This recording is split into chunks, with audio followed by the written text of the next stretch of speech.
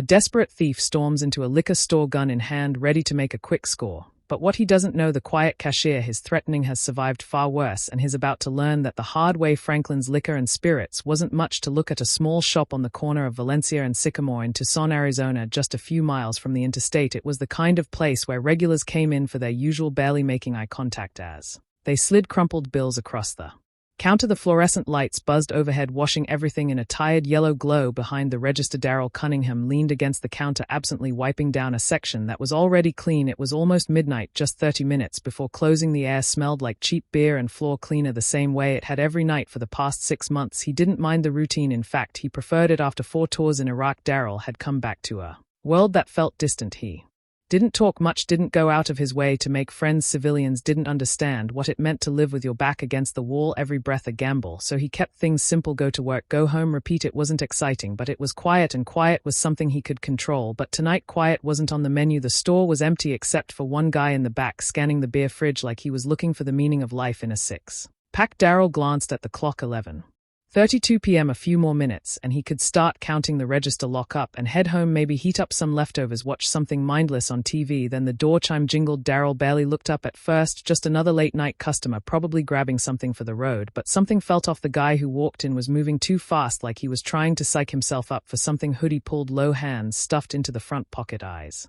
scanning the store, not the shelves. Darrell didn't tense up, didn't make a sudden move. He just watched. Situational awareness, it had kept him alive overseas, and it was second nature now. The beer guy in the back had noticed too. He hesitated, looking between Darrell and the newcomer, then quietly set his can down and slipped out the side door without saying a word. Smart man. The guy in the hoodie stopped a few feet from the counter. Ryan Belasco, though Darrell wouldn't know his name until much later. Mid-30s, gaunt face, sunken eyes, the look of a man who had been losing for a long time. Darrell didn't say anything, just waited. Ryan's hands twitched inside his hoodie pocket, then a single movement, fast but sloppy. The gun came up, not steady, not controlled, just desperate. Empty the register now. His voice wavered. Darrell caught the way his fingers wrapped around the grip, the way the barrel bobbed slightly. He wasn't a professional. A professional would have kept his breathing steady. A professional wouldn't have let his fear show in his stance. But a scared man was dangerous in ways most people didn't realize, because fear makes people unpredictable. Darrell didn't flinch, didn't even blink. This was not the first time someone had pointed a gun at him, but Ryan didn't know that yet. He tilted his head slightly, scanning for details. 9mm cheap model, safety off, no suppressor, no gloves. This wasn't a plan, this was a last resort, and men with nothing to lose, they were the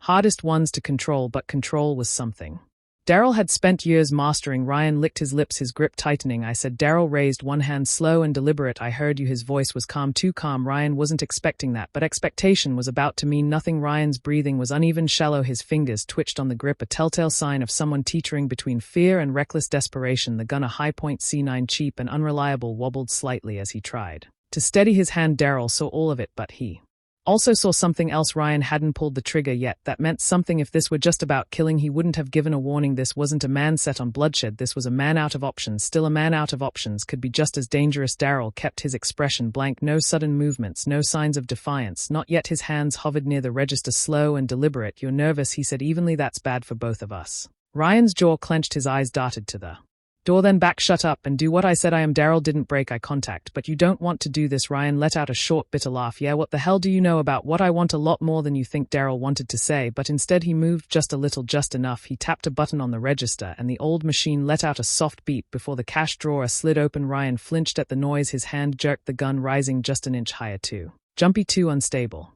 Darrell made a note of it. He pulled a few bills from the tray, moving with the kind of deliberate patience that made it clear he wasn't going to fight. That's what Ryan needed to believe. That's what kept a man like this from pulling the trigger. But Darrell wasn't just stalling. He was watching, calculating the gun, the angle, the stance, the spacing. Ryan was about 5 feet away, just close enough for a fast move if Darrell picked the right moment, but not yet. Ryan's gaze flicked to the bills in Darrell's hand.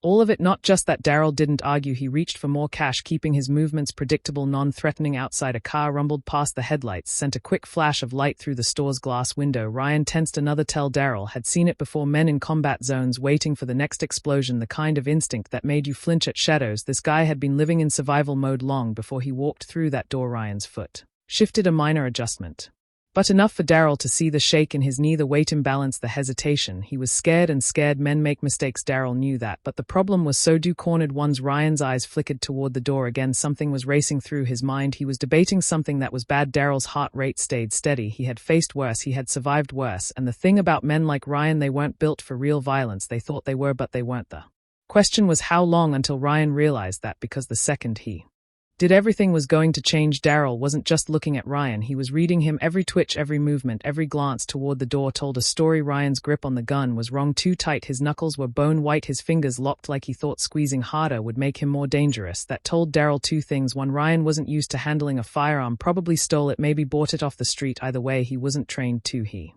was trying to convince himself he was in control, and the moment someone tries to convince themselves of something, it means they aren't sure. Daryl let the silence stretch a little longer, made Ryan sit in it. He placed more bills on the counter. You're shaking, man. His voice was calm, measured. You don't want to be here. Ryan's breath hitched just for a second. Shut up. Just give me the money. You got a plan for after this? Daryl asked, not because he expected an answer, but because he needed Ryan thinking about something other than pulling the trigger. Ryan scoffed, but it wasn't as sharp as before. His bravado was slipping. What the hell do you care? You don't know me. No, but I know this isn't you. Daryl let his words settle. A real killer wouldn't hesitate. But you keep looking at the door like you're waiting for an excuse to run. That landed. Daryl could see it land. Ryan's jaw clenched, his stance shifting just a little. He hated that Daryl had called him out, hated it because it was true. Daryl stayed loose. He was still behind the counter, still at arm's length, but now he had something else, a rhythm. A combat instructor once told him, you don't fight the enemy's strength, you fight their mind. And Ryan's mind, it was already fraying. Daryl flicked his eyes toward the gun safeties. Off her. Ryan hesitated, then nodded. Daryl nodded back. Slow. That's good. Ryan frowned, confused. Good? Why the hell is that good? Daryl let out a small breath, like he was thinking something over. Because if you'd walked in here with it on, it means you never really planned on using it, but you did. He let the words sit for just a second. And now you got to decide what happens next. Ryan's Adam's apple bobbed, his fingers twitched again, his gun hand lowered an inch. That was all Daryl needed to see. The cracks were getting wider. Ryan might have walked in here thinking he had the power, but power wasn't in the gun, it was in the mind of the man holding it, and right now that man was losing it. But the problem with desperation, it's unpredictable. Ryan suddenly jerked forward. Stop talking. His voice cracked. You think you're some kind of tough guy? I will shoot you. Daryl didn't flinch, didn't even blink. He just stared back, unmoved. No, you won't. Ryan's breath caught, because for the first time since he walked into this store, he wasn't the one in control anymore, and that terrified him. Ryan blinked just once, but Daryl caught it. That split-second hesitation, the kind that gives away everything. The gun was still pointed at him, but the threat was slipping. Ryan knew it, and now Daryl knew that he knew it. The space between them suddenly felt smaller. Daryl stayed still, his hands near the register, giving Ryan nothing to react to, because that's how this worked. If you give a scared man something to push against, he'll push, but if you give him nothing, he collapses under his own weight. Ryan swallowed hard, his fingers twitched on the trigger. Again, the muzzle of the gun dipped slightly, just enough to tell Daryl that Ryan's body was betraying his mind. He wasn't here to kill anyone, he was here because he had nowhere else to go. But a desperate man, that was still dangerous. Desperation makes people do stupid things. Daryl finally spoke, low, measured. No fear, no anger, just fact. If you were going to shoot me, you would have done it by now. Ryan flinched just barely, but it was there. His pupils flickered, searching for something to latch onto, some way to prove he was still in control. Daryl didn't give him that. He nodded at the gun safeties off. You've got a clear shot. His voice never wavered. But you haven't pulled the trigger, not because you can't, because you don't want to. Ryan's breathing picked up. He hated this, hated the truth in it. Shut up, just give me the rest of the money. But Daryl ignored that. Who's waiting for you? Ryan's eyes flickered. What? Who's waiting for you when you walk out of here? That was it, the question, the one that cracked through whatever walls Ryan had left. His lips parted, but he didn't speak because he didn't have an answer. Daryl had seen it before, soldiers who'd lost everything, the ones who made it back but never really made it back. Ryan wasn't a soldier, but he had the look of a man who'd been fighting a different kind of war. Daryl's voice softened just enough. You got kids? Ryan's face twitched, his bottom lip trembled just barely. Daryl knew that look too. Regret, shame, the weight of too many wrong choices. I had a daughter. Ryan muttered, voice so low it almost wasn't there. Haven't seen her in a while. Daryl nodded. Slow. You want her seeing you like this? That was the breaking point. Ryan's grip on the gun loosened, not by much, just enough. Daryl saw his shot, and when a man like him sees an opening, he takes it. Daryl moved, not fast, not aggressive, just controlled. Ryan barely registered it. His mind was already spinning, caught between the weight of his choices and the gun in his hand. But Daryl saw everything, the way Ryan's wrists slackened, the way his shoulders sagged, the way his breathing had gone from erratic to shaky. The fight was leaving him, and that was the moment Daryl's left hand shot up, not for the gun but for Ryan's wrist. A quick, practiced motion, the kind of move that only came from muscle memory, not thought. Before Ryan could react, Daryl twisted, a sharp downward yank, pressure on the joint, not enough to break it, just enough to make the pain override instinct. Ryan let out a strangled noise, his grip failed for half a second. That's all it took. Daryl's right hand clamped over The slide of the pistol pushing it upward, making sure the barrel pointed toward the ceiling. A struggle, a gasp. Ryan's body lurched forward as he tried to regain control, but Daryl was already ahead of him. A pivot of his hip, a shift in weight. Ryan stumbled, the gun fell, and Daryl caught it just like that. The tables turned. Ryan staggered backward, hands raised instinctively. He wasn't even trying to fight anymore. His breath was ragged, his chest rising and falling, like a man who just realized he'd made the worst mistake of his life. Daryl ejected the magazine with a quick press of his thumb, then racked the slide to clear the chamber. The bullet clattered onto the counter. The room was silent. Ryan's eyes locked onto the disarmed weapon. His hands trembled at his sides. Daryl exhaled slowly. He didn't feel the rush most people would expect. No adrenaline high, no shaky hands. This was just another job. He slid the empty gun across the counter. That what you wanted? His voice was low, even to see what happens when you pull something like this on the wrong person. Ryan's mouth opened, but no words came out. His throat bobbed, his face pale. Daryl leaned forward just a little, just enough to make sure Ryan understood. You never had control. Ryan blinked, swallowed. He looked at the gun, then at Daryl, then at his own shaking hands. He wasn't just scared now, he was ashamed. Daryl could see it all over him, the weight of it, the sudden realization of how close he'd come to something he never wanted to do.